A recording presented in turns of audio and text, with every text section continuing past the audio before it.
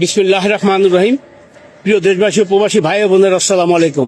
আমি সৈয়দ বদরুল হোসেন কথা বলছি জার্মানির প্রভিন্সিয়াল রাজধানী Hanover, middle of the town কোরবকে থেকে। আমার পিছনে যে ঘড়িটা দেখছেন, এটা প্রায় 300 বছরের পুরাতন। আজকে আমার বয়স 71। কথাটা এই জন্য বলছি, এই স্বাধীনতা যুদ্ধ, মুক্তিযুদ্ধ সম্বন্ধে দেশের মানুষ জানে না। কাজেই সত্য কথাটা আমি বলে যাই, হয়তো মানুষ একদিন স্মরণ করবে যে এই লোকটা সত্য কথা বলছিল।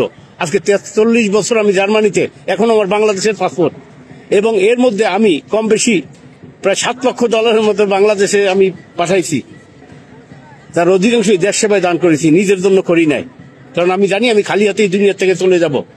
আর এই জার্মানিতে এই সোশ্যাল ডেমোক্রেটিক পার্টি গঠন করি 1987 সনে। তখন জার্মানের নেতা রুডolf শার্পিং এবং চ্যান্সেলর ক্যান্ডিডেট, যেটা আমরা প্রধানমন্ত্রী বলি, তার আমন্ত্রণে আমি তার সাথে সাক্ষাৎ করি। 99 সনে জার্মানের প্রেসিডেন্ট জনাব জোহানেস রাও, তার নাম অনুসারে, তার অনুমতি নিয়ে আমি বরিশাল মূলদিতে কলেজ প্রতিষ্ঠা করি, সহিবুর জোহানেস রাও কলেজ। মুক্তিযুদ্ধের ব্যাপারে বলবো, শেখ মুজিবুর রহমান বা তার পরিবারের কোনো অবদান নাই, বরং জাতির সাথে বেইমানি করেছেন। যে কথাটা আসম আব্দুর রব, যিনি 2রা মার্চ স্বাধীন বাংলাদেশের পতাকা উড়িয়েছিলেন ঢাকা ভার্সিটিতে, তিনি, তার মুখের সেই বক্তব্যটা আমার কাছে আছে। 1971 সালের 26শে মার্চ মেজর জিয়াউর রহমান কালুঘাট বেতার কেন্দ্র থেকে তিনি স্বাধীন ঘোষণা করেন। তবে তিনি কে স্বাধীন ঘোষণা করার? কারণ তিনি পাকিস্তানের একজন মেজর ছিলেন, আর্মি থেকে রিভোল্ট করে উনি স্বাধীন ঘোষণা করতে পারেন না। পরবর্তী দিন, অর্থাৎ আজকে এই 27শে মার্চ, উনি ঘোষণা করেন on behalf of Sheikh Mujibur Rahman, মানে শেখ মুজিবের নেতৃত্বে আমরা যুদ্ধ শুরু করলাম। কারণ নেতৃত্ব ছাড়া উনি নেতৃত্ব দিতে পারেন না, এই জন্যই শেখ মুজিবের নাম উল্লেখ করা হয়েছে।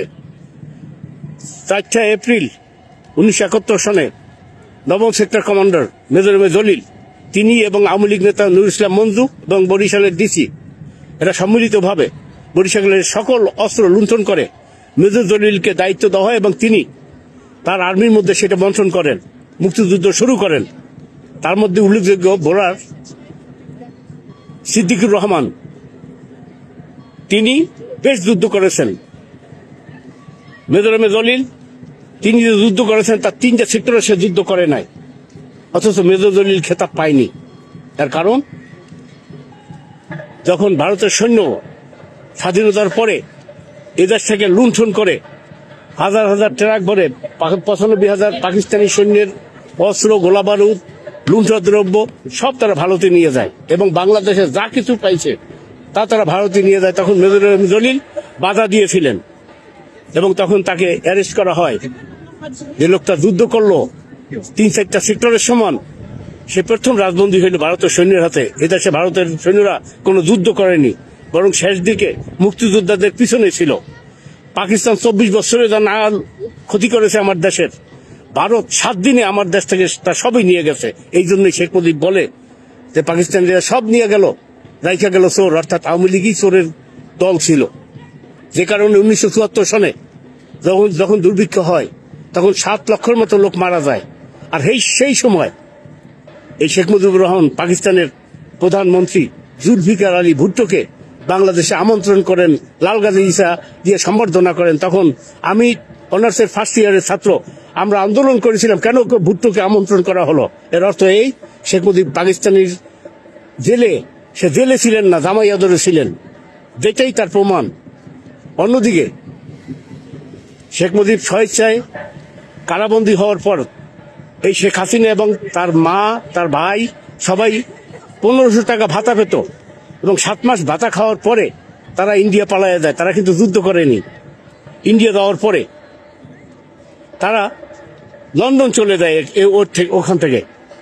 কাজে যারা কোনো যুদ্ধই করেনি, তারা আবার মুক্তিযুদ্ধের বাপ মা সাজে।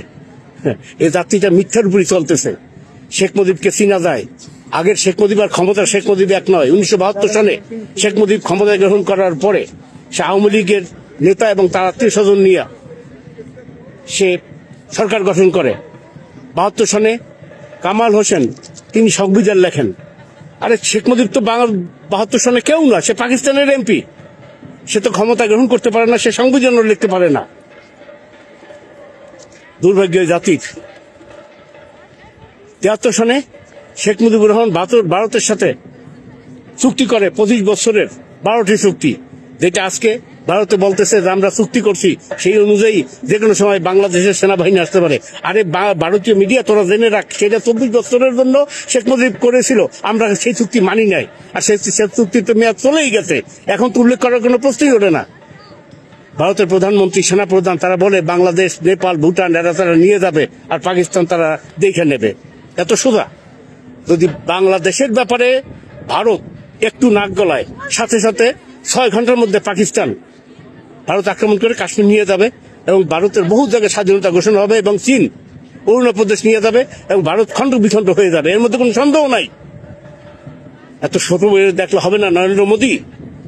আজকে যুদ্ধে তুমি এবং ইসরায়েল এবং আমেরিকা তোমরা চেষ্টা করছো, কিন্তু পারো নাই, হেরে যাচ্ছে।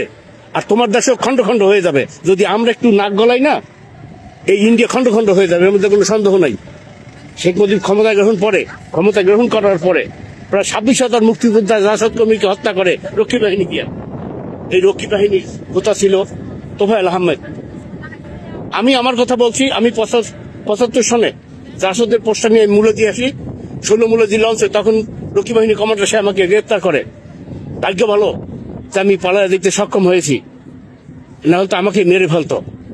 এই লোকটা আজকে আমি এই 43 বছর কমপক্ষে $7 লক্ষ বেশি কম আমি বাংলাদেশে পাঠাইছি, তার অধিকাংশ দেশ সেবায় দান করেছি। এখনো আমার বাংলাদেশের পাসপোর্ট, জার্মানি পাসপোর্ট গ্রহণ করিনি। দেশকে আমি কতটুকু ভালোবাসি। অন্যদিকে আমি বলবো, মুলদি থানার বেস কমান্ডার আনোয়ার হোসেন বীর প্রতীক, তার আপন ছোট ভাই আলী আশরাফ, সে মুলদি থানা জাসদের সেক্রেটারি ছিল, তাকে রক্ষী বাহিনী হত্যা করে। মুলদি থানার বেস কমান্ডার আব্দুল কুদ্দুস মোল্লা, সে আমার সম্পর্কে ফুফাতো ভাই, এবং আনোয়ার হোসেন আমার ছোট খালু। এই কুদ্দুস মোল্লার আপন ভাই আবুল মোল্লা, তাকেও কিন্তু রক্ষী বাহিনী হত্যা করে। এইভাবে 26,000 মুক্তিযোদ্ধাকে হত্যা করেছিল শেখ মুজিব ক্ষমতায় থাকার জন্য। আমরা ভোট দিয়েছিলাম শেখ মুজিবকে একতন্ত্র করার জন্য না, বাকশাল প্রতিষ্ঠা করার জন্য না, দিয়েছিলাম নাগরিক অধিকার। কিন্তু সেটা সে যখন ক্ষমতায় যায়, তখন দেশকে মানুষকে মানুষ মনে করে নাই। মৌলানা ভাসানীর উন্নত লোক কারাবন্দি করে রাখছে, সে বাইরে যাইতে পারতো না। মেজর জলিল প্রথম রাজবন্দী, তাকে কিছু চুক্তি দিয়া মুক্ত করেছে। এটাই বাংলাদেশের ইতিহাস।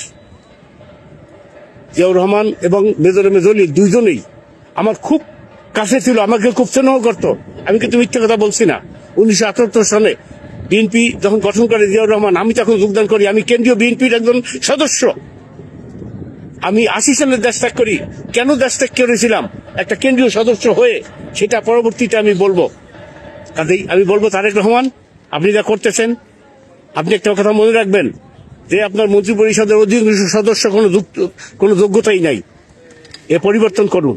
এবং আলতাফ হোসেন চৌধুরী যে দীর্ঘ 1 বছর সে জেল খাটলো বিএনপি করার কারণে, তাকে বাংলাদেশের প্রেসিডেন্ট বানান, উপকার হবে।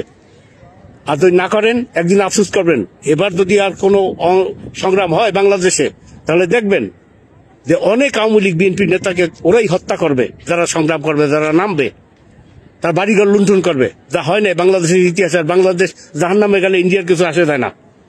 আমি একটা কথা বলবো দেশবাসীকে, দেশকে ভালোবাসুন, ধর্মকে ভালোবাসুন। ধর্মের বিরুদ্ধে কিছু নয়।